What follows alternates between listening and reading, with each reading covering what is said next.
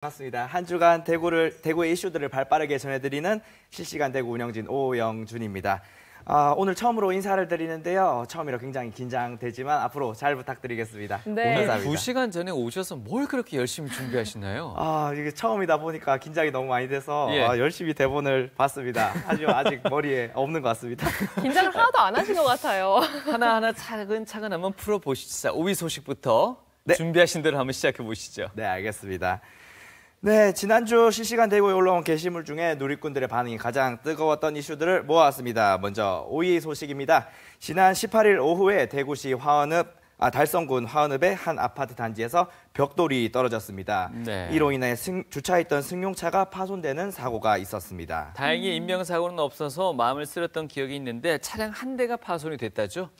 네, 사진을 보시면 벽돌이 떨어져 차량의 본닛이 파손된 것을 볼 수 있는데요. 네, 그래도 다행히 한 대만 파손됐다니까 그나마 다행인 것 같아요. 앞에 어린아이가 있는데 이게 잘못해서 누가 맞았기라도 그러게 했다면 말이에요. 어우, 그렇죠? 끔찍합니다.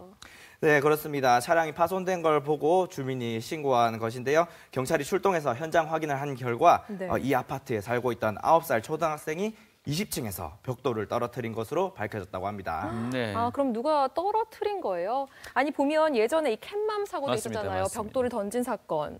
어찌됐든 이거는 아이들도 아이들이지만 부모들이 조금 더 주의할 수 있도록 교육을 시켜주는 게 필요할 것 같습니다. 그렇죠? 네, 이번 사고의 경우에도 다행히 인명사고가 없었지만 다행히도 학생의 부모님과 차주분이 원만하게 합의를 했다고 합니다. 네. 하지만 제일 중요한 건 역시 예방 차원이겠죠. 이런 사고가 일어나지 않기 위해서는 이동훈 아나운서의 말씀처럼 학생들, 우리 아이들에 대한 안전교육 철저하게 필요할 것 같습니다. 알겠습니다. 네, 알겠습니다. 자, 4위 소식. 소식은요? 네, 계속해서 4위 소식은 사람을 찾는 호소문입니다. 한 SNS의 제보자님께서 대구 수성못에서 제 아내를 살려주신 분을 찾습니다. 이거 아마 한 2주 전에도 저희가 이 시간을 통해서 한번 알려드린 적이 있잖아요. 맞습니다. 그때도 예. 이 선행을 위해서 지금 찾는다는 제보가 나왔었는데요. 계속해서 인기를 끌고 있나 보네요. 네, 맞습니다. 내용을 보시면 11월 17일 토요일 오후 4시 30분경 제보자와 제보자의 부인께서 강아지들을 안고 산책하다가 갑자기 부인이 뇌경련 증세를 겪게 됩니다. 제보자가 놀라서 뭘 해야 할지 모르는 사이에 한 여성분께서 다가와 심폐소생술을 하셨다고 합니다. 맞습니다. 워낙에 따뜻한 이야기다 보니까 계속해서 SNS에서 관심을 받고 있는 것 같아요. 네, 저희도 지금 제보 전화를 받고 있죠. 네. 아무래도 자막으로 지금 저희가 보내드릴 예정인데 맞습니다. 053-740-8977-2인가요? 네네. 네, 여러분 이 선행을 꼭 보답하고자 하는 이 남성분의 마음입니다. 꼭 제보해 주시기 바랍니다. 11월 17일 토요일 오후였습니다. 네. 4시 반경으로 나와 있고요. 수성못에서 쓰러져 있는 여성을 심폐소생술로 구해주셨던 그 여성분을 찾고 있다고 합니다. 많은 관심 부탁드리고요. 3위 소식으로 가보겠습니다. 네, 이어서 전해드릴 소식은 세상에서 가장 운이 없는 도둑의 이야기입니다. 네. 운이 지지리도 없는 도둑. 어떤 사람인가요?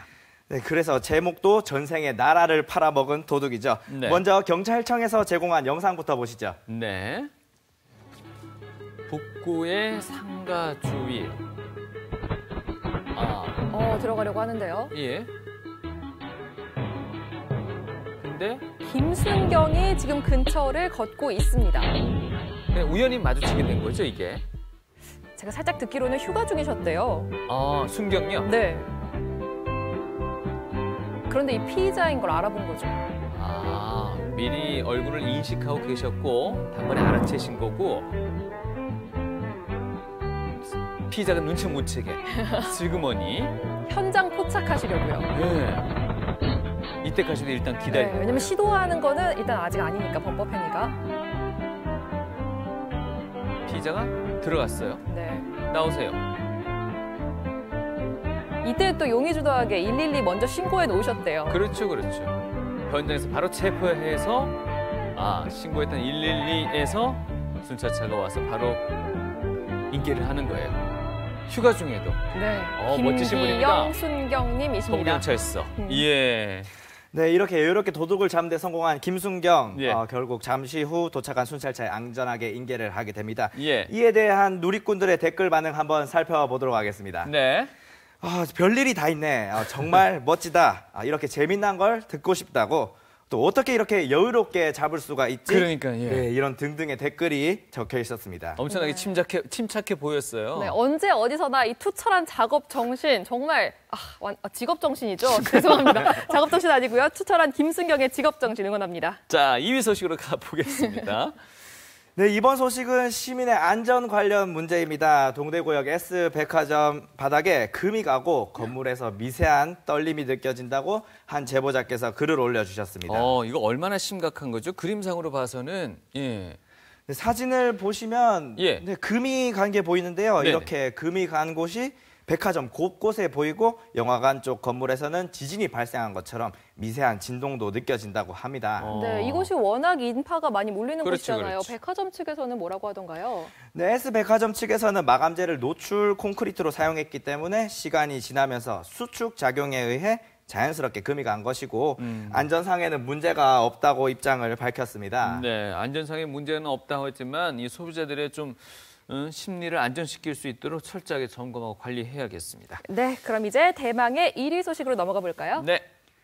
네, 대망의 1위 소식입니다. 요즘 몰카 문제가 심각한 사회 문제로 대두되고 있습니다. 네. 1위 소식은 바로 몰래카메라 관련 이야기입니다. 이 글은 익명 제보글로 올라왔는데요. 계명대학교 주변의 일상과 사진들이 중국의 SNS에 그대로 올라오고 있다는 소식입니다. 예. 익명의 제보자는 중국에서 지금 생활 중이라고 하는데요. 중국에서 지금 개인이 찍어서 올리는 동영상 어플리케이션이 유행하고 있는데 우연히 이 어플리케이션을 보다가 계명대 주변 사람들의 일상이 공유되는 것을 발견했다고 합니다. 얼핏 잠깐. 아까 버스 안도 있었고 이건 그냥 교실 아닌데. 그렇죠? 네, 맞습니다. 사진을 보시면 지금 모자이크 처리가 되어 있지만 제보를 네. 위해서 제보자가 모자이크를 해서 올린 것이고요. 아. 원본에는 모자이크 없이 그대로 공개가 되어 있다고 합니다. 예. 그럼 이게 누가 올린지는 지금 찾은 상태인가요? 그것도 지금 정확하게 밝혀진 바가 없고요. 예. 이렇게 버스, 지하철, 편의점 할 것 없이 본인들의 동의 없이 그대로 자신들의 일상이 중국에서 공유가 되고 있는 거죠. 일단 범인이 누군지 찾을 수 없는 상황이라면 강력하게 처벌할 수 있는 그 방법도 없는 건가요, 지금은? 네, 역시 중국의 법과 한국의 법이 다르고 예. 저는 제일 중요한 것은 역시 이 영상을 올리는 당사자가 누군지를 모르기 때문이죠. 네. 심각한 문제가 아닐 수 없습니다. 예. 네, 특히 계명대 주변의 일상이 주로 올라오고 있어서 계명대 주변에 있는 학생이나 중국인이 아닐까 추정해보고 있는 상태입니다. 네.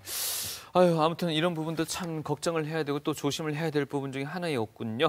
자, 이렇게 해서 오늘 1위 소식까지 함께 나눠봤습니다. 영준 씨. 네. 오늘 소식 하나도 긴장 안 하고 너무 잘해주셨습니다. 그러니까요. 다음 주에 또 뵙겠습니다. 네, 다음에 또 핫한 소식을 들고 참여하도록 하겠습니다. 네, 실시간 대구 운영자 오영준입니다. 감사합니다. 고맙습니다. 수고하셨습니다. 수고하셨어요.